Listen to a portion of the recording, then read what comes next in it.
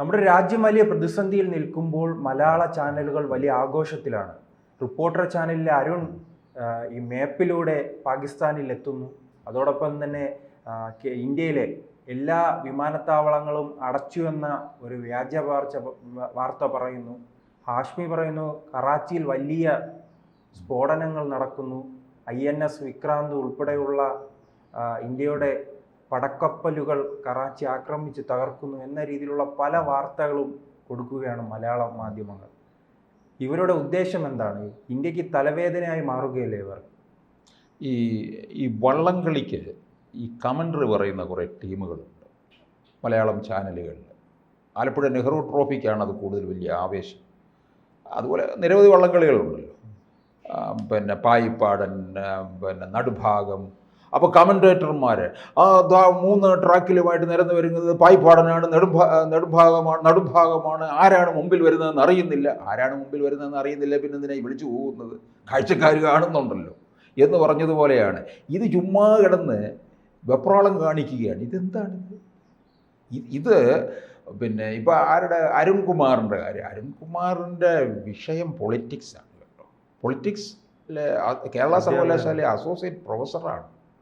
അവിടുന്ന് രാജിവെച്ചു, പറഞ്ഞു വിട്ടോന്ന് എനിക്കറിയത്തില്ല. അപ്പോൾ ഇദ്ദേഹത്തിന് കൃത്യമായി കാര്യങ്ങളൊക്കെ അറിയാമല്ലോ. പിന്നെന്തിനാ ഈ വെരുക് കിടന്ന് പോകുന്ന പോലെ കിടന്ന് ഈ ഓടുന്ന എന്തിനാ? കാര്യങ്ങൾ പറഞ്ഞാൽ പോരെ. ഇപ്പം ദൂരദർശൻ ഓരോ മണിക്കൂർ ഇടവിട്ട് ബുള്ളറ്റിൻ കൊടുക്കുന്നുണ്ട്. വളരെ കൃത്യമായ കാര്യങ്ങളാണ് പറയുന്നത്.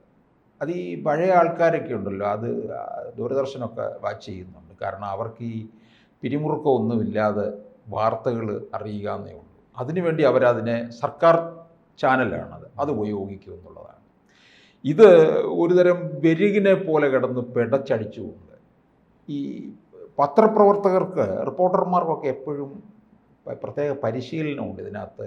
വാറൊക്കെ എങ്ങനെ റിപ്പോർട്ട് ചെയ്യണമെന്നുള്ളത്, വാർ റിപ്പോർട്ട് ചെയ്യുന്നത്, പിന്നെ അതുപോലെ തന്നെ കലാപം, കമ്മ്യൂണൽ ഇഷ്യൂ ആണ്. അതൊക്കെ വാർത്തകളിൽ അത്രയും മാറ്റി നിർത്തുകയാണ് വേണ്ടത്. പല കാര്യങ്ങളുമുണ്ട്, എല്ലാം അതിനകത്ത് പറയാൻ പാടില്ല. ഇതങ്ങ് പടരുമല്ലോ, ഈ കാട്ടുതീ പോലെ പടരുന്നതാണ്.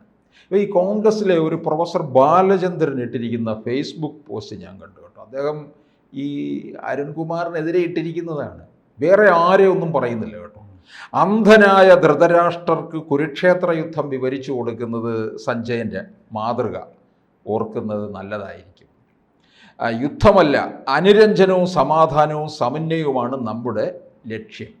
ഇതിങ്ങനെ നീണ്ടുപോകുകയാണ്. എന്നിട്ട് പറയുന്നുണ്ട്, അരുൺകുമാറിനെ പോലുള്ളവരുടെ ആവേശപ്രകടനമല്ല മാധ്യമ ധർമ്മം. രാജ്യത്തിൻ്റെ നിജസ്ഥിതി ഔദ്യോഗികമായി നമ്മുടെ സേനാ വിഭാഗങ്ങൾ കൃത്യമായി നൽകുന്നുണ്ട്. അതിന് സഹായകമായ ദൃശ്യചിത്രങ്ങൾ നൽകുന്നത് എത്രയോ ഉദാത്തമാണ്. ഇത് ശരിക്കും പറഞ്ഞു കഴിഞ്ഞാൽ സർക്കാരിനെ പിടികൂടാം. കാരണം ഇത് ഒരുതരം വല്ലാത്ത ഒരു ഇമോഷണൽ പ്രശ്നം ഉണ്ടാക്കുന്നതാണിത്. വൈകാരികമായ വലിയ പ്രശ്നം ഉണ്ടാക്കും. ഈ യുദ്ധം എന്നൊക്കെ പറഞ്ഞ് ഇവർക്കിട്ട് കളിക്കാനുള്ള സംഭവമല്ലിത്. അല്ല, അത് റിപ്പോർട്ടർ ചാനൽ മാത്രമല്ല, എല്ലാ ചാനലുകളും നാം നോക്കുമ്പോൾ അറിയാം. അതെ, സാറ് സൂചിപ്പിച്ചതുപോലെ തന്നെ ഇന്ത്യ 2 മിസൈൽ അയച്ചു, പാകിസ്ഥാനിൽ നിന്ന് 1 മിസൈൽ വന്നു, അത് ആകാശത്ത് നിന്ന് തകർത്തു, അടുത്ത വിമാനം അങ്ങോട്ട് പോകുന്നു ഇങ്ങോട്ട് പോകുന്നു, ഒരു വള്ളംകളി തന്നെ. അതെ, ഇത് രണ്ടും കൂടി ഇങ്ങനെ ഏറ്റുമുട്ടിക്കൊണ്ടിരിക്കുകയാണ്. ഈ ഏറ്റുമുട്ടുന്ന അവസരത്തിൽ ഇതാ മൂന്നാമതൊരെണ്ണം കൂടി വരുന്നു, അതെങ്ങോട്ടാണ് പോകുന്നതെന്ന് കാണുന്നില്ല. അത് ഇപ്പം നമുക്ക് ദൃശ്യങ്ങളിൽ ഇങ്ങനെയൊക്കെ പറയും. ഇതൊരു കുറേ ഭ്രാന്തന്മാരുടെ ഈ കുറേ ഈ ജൽപ്പനങ്ങളായിട്ടാണ് മാത്രമേ ഇത് പലരും കാണുന്നു. അല്ല, കേന്ദ്ര സർക്കാരിന്റെ കൃത്യമായ നിർദ്ദേശം തന്നെ ഉണ്ടല്ലോ, ഇത്തരം തത്സമയ സംരക്ഷണങ്ങൾ പാടില്ലെന്ന്. അങ്ങനെ ഇത് ധിക്കരിച്ചാണല്ലോ ഇത്തരം സംരക്ഷണം. ഇത് ചാനലില് വരെ പൂട്ടാവുന്ന കേസാണ് എന്നേക്കുമായിട്ട്. കാരണം ഇതൊക്കെ ഇത് ഈ യുദ്ധത്തിലെ പല കാര്യങ്ങൾ, ആയുധ കാര്യങ്ങൾ, ഇതൊക്കെ വളരെ കോൺഫിഡൻഷ്യലായിട്ടിരിക്കേണ്ട ഒരുപാട് കാര്യങ്ങളുണ്ട്. ഇതൊന്നും അങ്ങനെ പറയാൻ പറ്റുന്നതല്ല. ഇനി ചിലപ്പോൾ അറിയത്തില്ല, നാളെ ഇവിടെ തിരുവനന്തപുരത്ത് പാങ്ങോട്ട് മിലിറ്ററി ക്യാമ്പിൽ കൊണ്ടുവന്ന് ക്യാമറയും കൊണ്ട് കയറും അകത്തെ, പിന്നെ കാണത്തില്ല ആരും. അത്രയും വളരെ സുരക്ഷിതമായിട്ടുള്ള ഒരു ഇടമാണത്. ഇവർക്ക് വന്ന് ഈ പിച്ചും പേയും പറയാനാണ് എന്തെങ്കിലുമൊക്കെ. അല്ലെങ്കിൽ അല്ലാതുള്ള എന്തെല്ലാം കാര്യങ്ങൾ പറയാം. സർക്കാരിൻ്റെ വിവരങ്ങൾ ഇടയ്ക്കിടയ്ക്ക് കിട്ടുന്നുണ്ടല്ലോ, തെളിവുകൾ സഹിതമല്ലേ തരുന്നത്. ഇന്നലെ തന്നെ മറ്റേ യാത്രയുടെ വിമാനം കൊണ്ട് അവർ കവചം തീർത്തു. അതിൻ്റെ കൃത്യമായ വിവരം നൽകി. അപ്പോൾ ഇതെന്താണ്, ഏത് തരത്തിലാണ് എന്നൊക്കെയുള്ള അതുമായി ബന്ധപ്പെട്ട അനുബന്ധ സ്റ്റോറി കൊടുക്കണം. അപ്പോൾ മുൻകാലങ്ങളിലെ യുദ്ധം ഇത് എന്നൊക്കെ ഇന്ത്യ പാക് ഇതൊക്കെ ഇങ്ങനെയുള്ള സംഭവങ്ങൾ എനിക്കൊന്ന് ഏഷ്യാനെറ്റ് അങ്ങനെയുള്ള ചില കാര്യങ്ങളിലേക്ക് പോകുന്നുണ്ട്. അവർ ഈ പിരിമുറുക്കം ഉണ്ടാക്കുന്നില്ല, കാര്യങ്ങൾ പറയുകയാണ് ചെയ്യുന്നത്.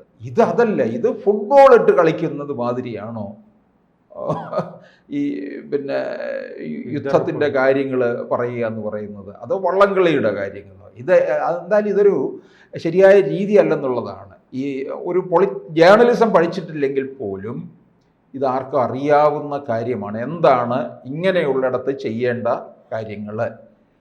ഓരോ റേറ്റിങ്ങിനുള്ള മത്സരമായി മാറിയിട്ടുണ്ടോ അങ്ങനെ യുദ്ധം പോലും? അതെ, റേറ്റിങ്ങിനുള്ള മത്സരമാണിത്. ഇതിപ്പോൾ ഈ യുദ്ധസമാനമായ സാഹചര്യം കഴിഞ്ഞു കഴിയുമ്പോൾ ഇവരുടെ തന്നെ വിലയിരുത്തലുണ്ട്. ഈ സമയത്ത് ഞങ്ങളാണ് മുമ്പിൽ വന്നത്, യുദ്ധത്തിൽ ഞങ്ങൾ വിജയിച്ചു. ഇത് പിന്നെ ഇവർ പറയുന്നത് കേട്ട് കഴിഞ്ഞാലുണ്ടല്ലോ, അവിടെ ആ ബോർഡറിൽ അത്രയും പ്രശ്നങ്ങളൊന്നുമില്ല. ഇവരാണ് യുദ്ധം ചെയ്യുന്നത്. അരുൺകുമാറിൻ്റെ പോക്ക് കണ്ടു കഴിഞ്ഞാൽ അരുൺകുമാറാണ് യുദ്ധത്തിൻ്റെ പടനായകൻ എന്ന് തോന്നും. ഇപ്പം ഞാൻ ആലോചിക്കുകയാണ്, ഇദ്ദേഹമൊക്കെ കോളേജ് പ്രൊഫസറായിട്ട് ഇരുന്ന് എന്താണോ ആയിരിക്കും കാണിക്കുന്നതെന്ന് ഞാൻ ആലോചിക്കുകയാണ്. ഇങ്ങനെയൊക്കെയാണോ ഒരു യുദ്ധകാര്യങ്ങളാണേൽ പോലും പറയുന്നത്? ഇപ്പോൾ മഹാഭാരത യുദ്ധകാലത്തൊക്കെ ഇല്ലാതിരുന്നത് നന്നായി അല്ലേ?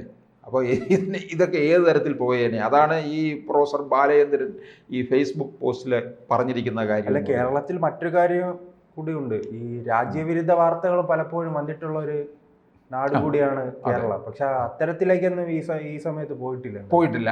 കാരണം അതറിയാം, കൈവിട്ട് കളിക്കാൻ പാടില്ല. കാരണം എല്ലാവരും ഒരേ സ്വരത്തോടു കൂടി രാജ്യത്തിന് പിന്തുണ നൽകി നിൽക്കുകയാണ്. പ്രതിപക്ഷ കക്ഷികൾ പോലും മറ്റെല്ലാം മറന്ന് നിൽക്കുകയാണ്. എനിക്ക് തോന്നുന്നു ഇപ്പം ഇതില്ലായിരുന്നുവെങ്കിൽ ഇപ്പം വത്തിക്കാനിൽ പോപ്പിൻ്റെ പറ്റിയുള്ള മേളം നടത്തേണ്ട സമയമായിരുന്നു. അതിലത്ര വാർത്തയിൽ വന്നിട്ടില്ലല്ലോ. ഇപ്പം പ്രധാനമായിട്ട് ഇപ്പം ഈ യുദ്ധസമാനമായ സാഹചര്യം ഇന്ത്യയിൽ നടക്കുന്നു. അതിനോടൊപ്പം ലോകത്തുള്ള മറ്റൊരു പ്രധാനപ്പെട്ട വാർത്തയാണ് പുതിയ മാർപ്പാപ്പ വന്നത്. ഇനി അതിൻ്റെ ചില ചടങ്ങുകളും കാര്യങ്ങളും ഒക്കെയുണ്ട്. ഈ അരുൺകുമാർ വിചാരിച്ചത് മറ്റേ അന്ന് ഒരാളെ ലോറിയിൽ അർജുൻ അല്ലേ, മലയിടിച്ചിൽ ലോറി മുങ്ങിപ്പോയി, അവിടെ കാണിച്ച കോപ്രായങ്ങൾ അതുപോലെയൊക്കെയാണ് അവിടെയും ചെന്ന് അതിർത്തിയിലും ചെന്ന് ഇങ്ങനെയൊക്കെയുള്ള കാര്യങ്ങൾ എൻ്റെ അഭിപ്രായത്തിൽ അതിർത്തിയിൽ കൊണ്ടങ്ങ് വിടുകയാണ് വേണ്ടത്. ഇങ്ങനെയുള്ളവർക്കൊക്കെ പണിഷ്മെൻറ്റ് അവിടെ കൊണ്ടങ്ങ് വിട്ടുകൊടുക്കണം. ബാക്കി കാര്യങ്ങൾ പാകിസ്ഥാൻകാർ നോക്കും. ഇങ്ങനെ കിടന്ന് ജൽപ്പനം പറയുന്ന ഒരാളെ, കാരണം ഇത് ശരിക്കും പറഞ്ഞു കഴിഞ്ഞാൽ രാജ്യവിരുദ്ധമായിട്ടുള്ള കാര്യങ്ങളാണ്. യുദ്ധത്തെപ്പറ്റി ഒരു ഭീതി വല്ലാതെ ഉണ്ടാക്കിയെടുക്കുകയാണ് ചെയ്യുന്നത്. പണ്ട് ഇവരൊക്കെയാണ് മറ്റേ മുല്ലപ്പെരിയാറിൻ്റെ അടുക്ക പോയി ഇപ്പം പൊട്ടും എന്നൊക്കെ പറഞ്ഞ് ഇങ്ങനെ നിൽക്കുകയായിരുന്നു ചെയ്തതെന്നുള്ളത്. അപ്പം ഇതൊക്കെ നിരോധിക്കേണ്ട ഒരു സമയം കഴിഞ്ഞിരിക്കുന്നു എന്നുള്ളത്. കൂടുതൽ വാർത്തകളും വിശേഷങ്ങളും നിങ്ങളിലേക്ക് എത്താൻ ABC മലയാളം സബ്സ്ക്രൈബ് ചെയ്യുക, ബെൽ ബട്ടണും അമർത്തുക.